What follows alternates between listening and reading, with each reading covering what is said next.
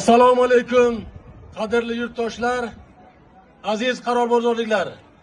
Avvalambor barchangizni tabiat uyg'onishi, yangilanishga yasharish fasli, sharqona yangi yil, ezgulik va baraka yon bo'lgan Navro'zi olam bilan chin yurakdan samimiy muborakbod etaman.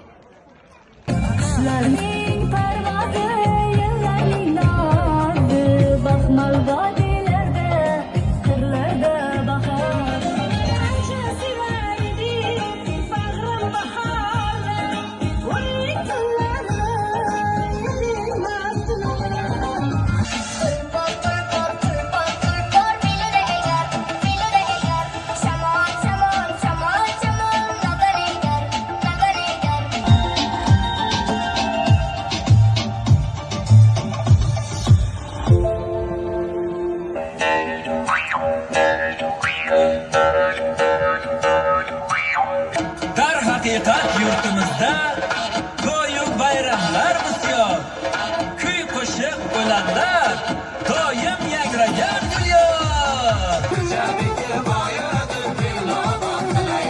Sumalak oqshadi, qozonlarga yopishadi, sumalakni yegani yosh boladek chopishadi.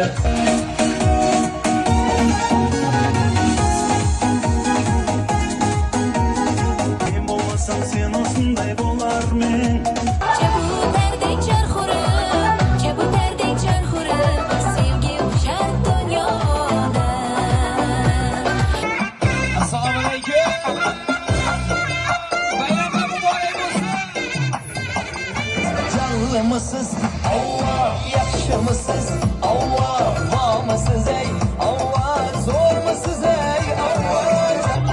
Evvel sizin derlesi beysin, ateşe feryatı, sağlı mısız Allah. Oynasın dünyada, oynat yürüyen yıkılar. Efferin oyna, müştebberin kumayna, iste efferin oyna, müştebberin kumayna. Dünyada görmedim eymen, sendin hoş rayna. Kör yerlerim öpteyken ağzını köreyim gibi ey. Ağzını canı ağzını köreyim gibi ey. Ağzını köreyim. Üç gün içinde külemez, üç gün içinde yanmışım çöz geldim.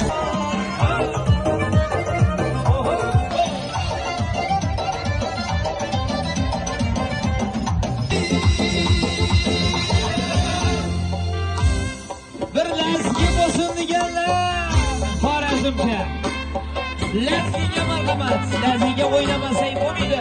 Qara yuz